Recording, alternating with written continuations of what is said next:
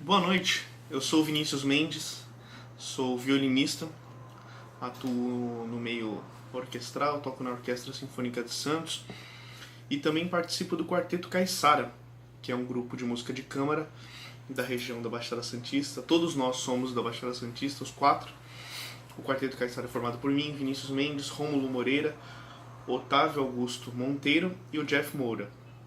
O Quarteto Caiçara é um grupo que nós formamos entre amigos aqui, nós tocávamos em orquestras junto. E o Quarteto Caiçara nós formamos com o intuito de trazer essa questão do quarteto de cordas, que é uma formação do classicismo, e passar com uma roupagem muitas vezes de música popular, música caiçara, foi esse nome que nós pesquisamos, e eu vou falar sobre isso em breve daqui a pouquinho. Nós buscamos esse nome porque representa muito do que nós temos. E para isso, eu vou falar um pouquinho, uma breve história da música erudita. Essa nossa oficina é sobre a música popular, a música caiçara, a música do povo, a música que acontece regional, inserida na música erudita. Então eu vou falar um pouquinho sobre a história da música erudita, porque isso vem desde o começo na Europa. A música erudita, como nós conhecemos, ela nasceu na igreja, porque existia aquela distinção entre a música profana e a música sacra. A música profana era aquela música, eu estou falando do período da Idade Média, vamos lembrar disso, que é entre o período dos anos 500 depois de Cristo a 1500 depois de Cristo. E a Igreja Católica detinha o poder da música cristã, a música sacra, a música destinada ao culto sacro. E todas as outras músicas eram tratadas como música profana, música que ficava sendo tocada nas festas, em outros movimentos, muitas vezes entre os trovadores, que tem esse movimento do trovador, que na Europa é muito comum, e até então nosso país não tinha sido descoberto. Vamos trazer para a época de 1500, mais ou menos, que é quando ocorre a reforma religiosa. Além de todas as questões que tangem a esse movimento da reforma protestante, ali, a partir de Martinho Lutero, ele começa a utilizar aspectos e muitas vezes melodias das músicas populares, fazendo hinos cristãos para que ele possa evangelizar ou catequizar as pessoas. Então aí já começa uma leve aceitação da música popular dentro da igreja, que até então detinha a música sacra. Nós não tínhamos a diferença entre música sacra, entre a música erudita e a música popular. Nós tínhamos a música sacra e a música profana. A partir de Martinho Lutero, em 1517, nós tivemos esse movimento de trazer a música profana, até então, profana, música que era tocada nas festas, com as melodias, com letras cristãs para que catequizasse e passasse para o povo aquela noção de pertencimento. A música é a música que eu estou acostumado a ouvir, com uma pregação, uma coisa ligada à pregação cristã protestante. E aí isso conseguia catequizar as pessoas de uma forma muito mais fácil, tinha uma aceitação muito mais rápida. Trazia as minhas músicas com uma história nova. Isso daí aconteceu a partir daí muitas coisas. Não foi só a igreja protestante. A Igreja Católica também começou a fazer isso, percebeu que isso funcionava. Então, nas suas missões para índios, nas regiões que tinha índios, como o Brasil, a partir daí o Brasil já tinha sido descoberto. Estou falando da Reforma Protestante em 1517. Brasil descoberto em 1500. Para você que está assistindo, lembre-se disso. A Igreja Católica quis catequizar os índios. Catequizando os índios, trazendo elementos muitas vezes da cultura indígena até então. Então a música já estava a partir daí totalmente inserida nessa questão de ensinar, falar através da música e trazer a sua cultura para a música. O que acontece é o quê? Nós trouxemos muita coisa da música europeia para os indígenas, para os povos que aqui estavam, muitas vezes os povos negros que chegaram para ser escravos, começaram a ser absorvidos pela cultura europeia. Então, toda a nossa região do Brasil, nós temos um sincretismo, não só religioso, mas como cultural. porque aquilo que os índios e os negros aprenderam e muitas vezes ensinaram para as suas gerações foi um pouco do conhecimento europeu. E aí nós vamos trazer a figura do caiçara. O caiçara é o brasileiro que vive próximo à borda do país, próximo ao litoral. O caiçara vivendo no litoral era aquele homem que vivia da pesca, vivia muitas vezes de plantar coisas que relacionassem a vida da pesca, a vida do mar. E nós somos aqui um grupo, Quarteto Caiçara, estamos aqui próximo ao mar. Nós somos os homens da praia. Nós somos os homens que estão fazendo a música do mar. Então os caiçaras eram essas pessoas. E eles traziam umas misturas da cultura indígena, cultura europeia. Tanto é que eu vou falar daqui a pouco sobre um instrumento específico que está na cultura caiçara, que é algo que a gente ainda não sabe a origem dele. Vamos lá. A música caiçara, muita gente diz que o caiçara é só da região do sudeste, do sul. Muita gente, os nordestinos, eles também se chamam de caiçara, principalmente na região de Pernambuco, Fortaleza, essa região muito mais costeira e muito mais ao leste, isso é o leste, isso. Os que estão muito mais ao leste, eles também se chamam de caiçaras. Então a gente pode abraçar todos os nossos irmãos caiçaras que estão na costa do Brasil. Vamos lá. Então, a partir daí nós temos muitos movimentos caiçaras que estão na cultura e nós podemos agradecer que nós não fomos, não acabou, assim como muitas vezes a cultura indígena se perdeu.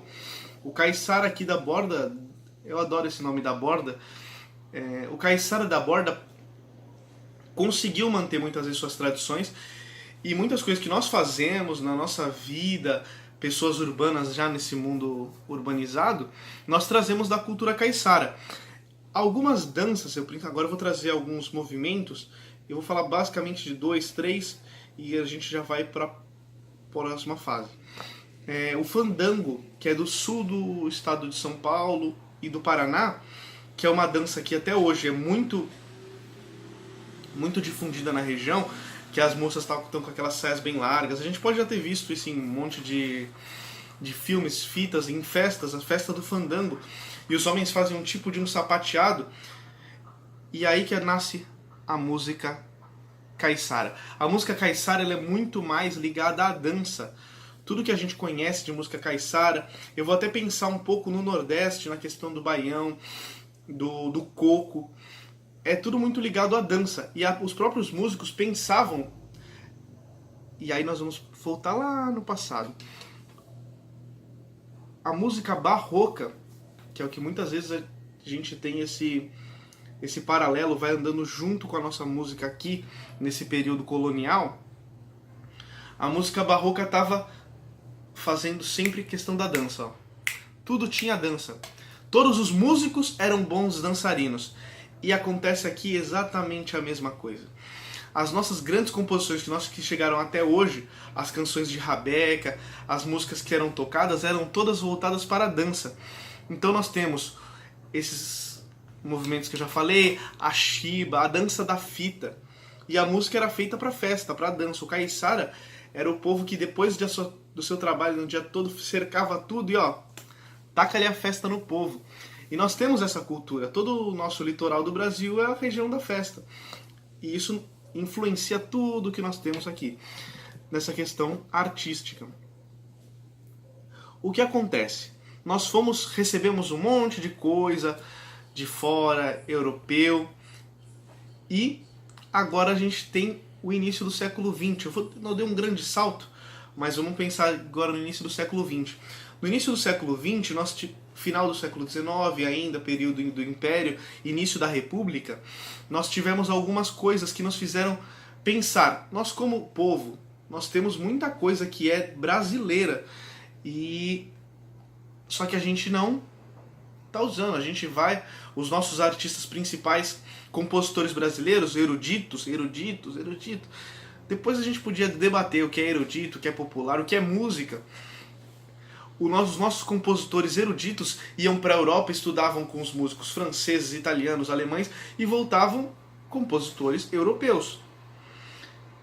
o movimento inicial da Semana da Arte Moderna de 1922 trouxe compositores que estavam engajados com a questão nacionalista. Não só nacionalista de impor a nossa cultura e nosso pensamento acima dos outros, mas de resgate do valor que nós temos e que nós temos uma cultura que pode se comparar a qualquer uma de fora.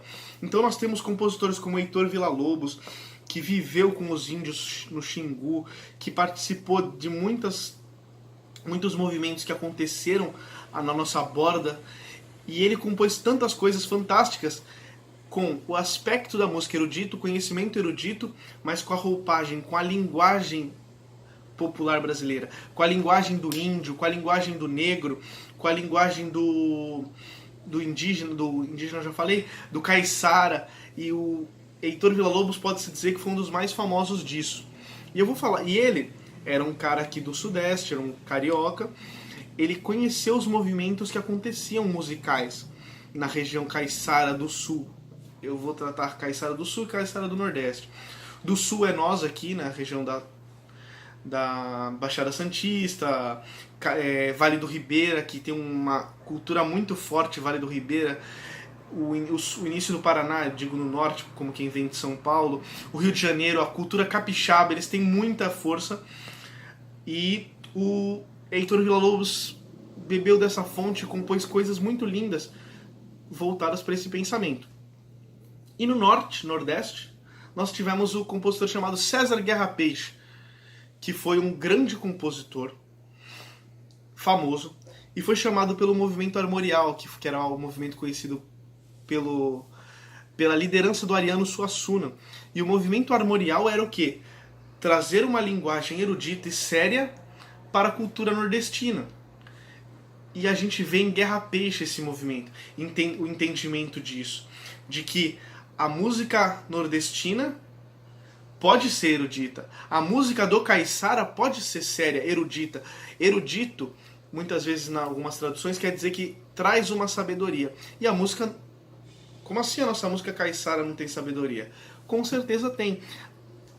E aí, nós podemos, a partir desses grandes compositores que levaram nossa música para o mundo inteiro, perceber que o quê? A música caiçara, a música popular do Brasil, a música do povo, a música da terra é erudita. A música da terra serve nos lugares. Então nós, como Quarteto Caiçara, nós defendemos isso. A nossa pesquisa é isso. Nós somos músicos eruditos, tocamos numa formação clássica com o violino, viola, violoncelo, tocamos músicas da nossa terra. Vocês vão ver aqui nessa semana, nós tocamos em algum dos dias, nós tocamos uma peça de Gilberto Mendes, que eu vou falar agora. Gilberto Mendes é um compositor que é a marca da composição erudita aqui em Santos. E ele compõe coisas assim que a gente percebe o mar nele. E esse é o sentido da vida do caiçara, a vida do mar. Mesmo Gilberto Mendes não tendo nascido aqui, ele absorveu muito bem a compreensão do mar, a compreensão da música que vem das ondas. Chega a ser fascinante falar isso, mas tem na nossa vida do caiçara esse amor pelo mar, amor pelas coisas que vêm da praia. E é isso que acontece nesse tipo de música caiçara. A gente vê desde o Nordeste, desde o Sul, o Sudeste, todas as nossas regiões que são costeiras, nós temos uma música voltada para o mar, para o entendimento. Nossas lendas, nossas danças, tem tudo a ver com a vida marítima, a vida dos pescadores que trabalhavam o dia inteiro e no final dos seus dias faziam as festas. E Gilberto Mendes é um compositor fantástico, conhecido mundialmente no seu movimento de música nova. Mesmo assim, a gente consegue perceber elementos da cultura caiçara, da vida da praia, da vida do mar, da vida do pescador. A peça que a gente vai tocar é Peixes de Prata, é uma música que fala de quão bom é ser um pescador. Nós não temos elementos, muitas vezes, rítmicos, melódicos dos movimentos caiçaras em si, por isso que eu até vou falar de um instrumento chamado rabeca, mas já chego lá. E Gilberto Mendes nos traz elementos do balanço do mar. A gente consegue perceber isso e sem perder de maneira alguma a característica de um homem que vive aqui e entende todas as nossas realidades do mar. Eu vou falar um pouquinho de rabeca, né, que é um irmão do instrumento que eu toco, eu sou violinista, e a rabeca é um instrumento muito interessante, porque Porque enquanto crescia a vida do violino na Europa, muitos movimentos fora da Europa estavam ansiando por esse instrumento. Por quê? Um instrumento como um violão, é um instrumento de cordas dedilhadas, o tempo do som para. O violino europeu, a partir do movimento do arco, o som é contínuo, consegue segurar notas. E existia em todas as regiões do mundo uma busca por um instrumento de corda que conseguisse ter notas contínuas. A gente vê na China, na Índia, instrumentos que são irmãos dos instrumentos. Eu vou falar do instrumento europeu, o violino, que foi o que mais se empreendeu tecnologia, mas a rabeca, caiçara, a gente vê indícios da rabeca, século XVII, século XVI, já no Brasil, já os portugueses que aqui estavam, até os indígenas já estavam pensando na rabeca, nesse instrumento. E aí, muitas coisas que trazem para a música erudita do movimento caiçara, das manifestações caiçaras, a rabeca está inserida. As danças muitas vezes são emuladas num violino, mas pensando em emitir um som de rabeca. Então isso é muito importante, a gente conhecer que quando a gente toca alguma coisa emulando algum instrumento, com uma flauta, o pífaro, tocado numa flauta transversal de metal europeia, asiática, a gente pensar em trazer a essência do som caiçara. Porque o caiçara, ele ouvia o som da sua rabeca e aquilo ele imaginava muitas vezes os sons da natureza, os sons do mar, o som da pesca, o som da vida. E a gente toca muitas vezes num instrumento erudito, europeu e pensa como se fosse uma peça europeia. Mas não, muitas vezes a gente precisa emular os instrumentos da terra, os instrumentos daqui, para ter a real sensação daquela música e a real compreensão da necessidade que nós temos que passar para o ouvinte. Eu vou já terminando aqui, agradeço ao Márcio pela oportunidade. Esse festival, na pessoa do Márcio, foi quem convidou a gente, do Caiçara, para participar. A gente agradece ele, agradece muito esse resgate que acontece do Festival de Música Nova, da Semana da Música Caiçara, porque nós precisamos que isso não morra, isso não pare. Já está totalmente inserido na nossa cultura essa semana, esses festivais, e a gente precisa que vocês, todos que nos estão ouvindo, tragam esse amor, revivam, visitar, por exemplo, Cananéia, que é uma região riquíssima de cultura, visitar as outras regiões que estão totalmente abertas para despejar conhecimento, despejar sabedoria, despejar eruditismo nas nossas mentes. Então eu, como Vinícius, em nome do Quarteto Caiçara, agradeço muito e desejo que todos tenham todo esse amor. Eu estou falando aqui de amor pela busca. Eu desejo que todos vocês busquem a cultura caiçara. E a música nova não é nada menos que isso. A música nova nos traz a compreensão de que nós estamos criando algo a todo momento. Uma boa noite a todos.